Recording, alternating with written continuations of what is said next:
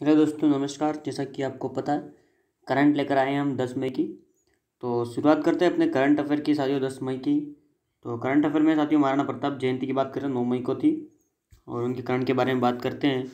तो महाराणा प्रताप का जन्म वो जूलियन कैलेंडर के अनुसार 9 मई 1540 को हुआ था। ठीक है साथियों, 9 मई 1540 को हुआ। इतिहास को दोहराने वाले हैं, ये इतिहास है वो काफ़ी इंपॉर्टेंट है इनका साथियों। और वह मेवाड़ राजस्थान के एक महान हिंदू राजपूत शासक थे। ठीक है, साथ ही बात करें तो वह राजपूतों के सिसोदिया वंश से थे। सिसोदिया वंश से थे महाराणा प्रताप, ताल्लुक रखते थे। और उन्हें राष्ट्र के पहले मूल स्वतंत्रता सेनानी के रूप में भी जाना जाता है। क्वेश्चन ये भी आ सकता है कि राष्ट्र के मूल स्वतंत्रता सेनानी कौन थे या किन्हें इस रूप में जाना जाता है, तो वो थे महाराणा प्रताप। ठीक है, और वर्ष 2021 जो था अभी, वर्ष 2021 है, इसमें जो 9 तारीख को इनकी जो जयंती मनाएगी, तो उनकी जयंती जो मनाएगी वो कौन सी थी साथियों? क्वेश्चन ये आ सकता है। तो वो 481 वर्षगांठ थी साथियों, 481वीं वर्षगांठ थी इनकी। और उन्होंने 1576 में मुगल सम्राट अकबर के साथ हल्दी घाटी की प्रसिद्ध लड़ाई लड़ी थी। तो हल्दी घाटी की प्रसिद्ध लड़ाई सन 1576 में लड़ी गई थी अकबर और महाराणा के बीच।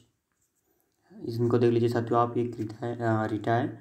और नेपाल के कामी रीटा ने 25वीं बार एवरेस्ट फतेह किए 2021 में साथियों। आपको बात करवा दूं, मैं बता दूं तो नेपाली पर्वतारोही कामी रीटा ने 7 मई 2021 को 25वीं बार माउंट एवरेस्ट को फतेह किया। और ये सबसे ज़्यादा एवरेस्ट पर चढ़ने वाले यही हैं और उन्होंने खुद की रिकॉर्ड तोड़ा। ठीक है साथियों, तो उन्होंने दुनिया की सबसे ऊंची चोटी पर सबसे ज़्यादा बार चढ़ने के अपने ही रिकॉर्ड को तोड़ दिया है। और कामी रीटा और 11 अन्य शेरपा गाइड शाम करीब 6 बजे शिखर पर पहुँचे थे।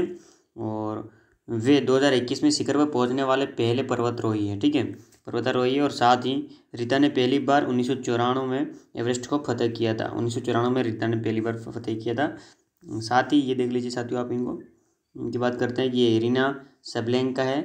इन्होंने महिला मैड्रिड ओपन का खिताब जीता है। ठीक है, तो टेनिस में एरिना सेबलेंका ने 9 मई 2021 को पहली बार मैड्रिड ओपन जीतने के लिए दुनिया की नंबर 1 एश्ले बार्टी को हराया है। ठीक है, और महिला युगल के फाइनल में चेक गणराज्य की बारबोरा क्रेजिकोवा और कतेरिना सिनोकोवा, ठीक है, कोवा ने कनाडा की ग्रेबियला डार्बोवस्की, ठीक है, डार्बोवस्की और फ्रांस की डेमी सुर्च को 6-4 और 3 से हराया था। साथ ही आप इन्हें लिख लीजिए, ये F1 रेस के विजेता हैं लुइस हैमिल्टन। इनके बारे में बात करते हैं अपन। तो लुइस हैमिल्टन ने स्पेनिश ग्रैंड प्रिक्स खिताब जीता। और फार्मूला 1 में मर्सिडीज़ के लुइस हैमिल्टन ने 9 मई 2021 को स्पेनिश ग्राफी में रेड बुल के मैक्स वेरस्टेपेन को हराकर जीत हासिल की। और यह हैमिल्टन की इस सीज़न में तीसरी और उनके करियर की 98वीं जीत है। ठीक है, 98 नंबर की जो जीत है वो उनके करियर की है और इस सीज़न में तीसरी जीत है। उन्होंने माइकल शुमार के सर्वाधिक स्पेनिश ग्राफी, ठीक है, के रिकॉर्ड की भी बराबरी की, जिसमें से प्रत्येक 6 बार विजयी रहे हैं ये। साथ ही वेरस्टेपेन दूसरे स्थान पर और वाल्टेरी बोटास तीसरे स्थान पर रहे हैं। अब राजेंद्र प्रसाद जो उपाध्याय थे उनका निधन हो चुका है मई 2021 में साथियों।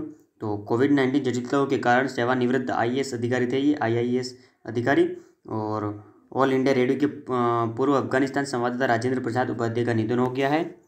वो मई में हुआ ये भी, और कोविड-19 के कारण ही हुआ है। और उत्तराखंड के पिथौरागढ़ के निवासी उपाध्याय ने कुमाऊं विश्वविद्यालय से पोस्ट ग्रेजुएशन किया है। और वे डाक विभाग में कई वर्षों तक सेवा करने के बाद भारतीय सूचना सेवा में भी शामिल हुए थे। और वह एक महान गांधीवादी विद्वान भी थे। ठीक है, गांधीवादी विचारों पर चलते थे। और इन्हें देख लीजिए आप, ये INA के हिस्सेदार भी रह चुके हैं तोपखाने में। तो बात करते हैं इनके बारे में। तो INA वयोवृद्ध लालती राम का निधन हो चुका है। और ये स्वतंत्रता सेनानी और तत्कालीन भारतीय राष्ट्रीय सेना यानी कि INA वयोवृद्ध लालती राम का निधन 9 मई 2021 को हो गया है। और वे INA के तोपखाने का हिस्सा थे। ठीक है साथियों, तोपखाने का हिस्सा थे। उन्होंने नेताजी सुभाष चंद्र बोस के साथ मिलकर भी कार्य इन्होंने किया है। सुभाष चंद्र बोस के साथ मिलकर उन्होंने वर्क किया है। और वे हरियाणा स्वतंत्रता सेनानी सम्मान समिति के पूर्व अध्यक्ष थे। और 2019 में देश के स्वतंत्रता संग्राम में उनके योगदान के लिए उन्हें भारत सरकार द्वारा सम्मानित भी किया गया था। तो साथियों उम्मीद करता हूँ कि 10 मई के जो करंट अफेयर हम लेके आए हैं आप काफ़ी रोचक लगी होगी साथियों, काफ़ी इंपॉर्टेंट है, हर व्यक्ति के लिए इंपॉर्टेंट है।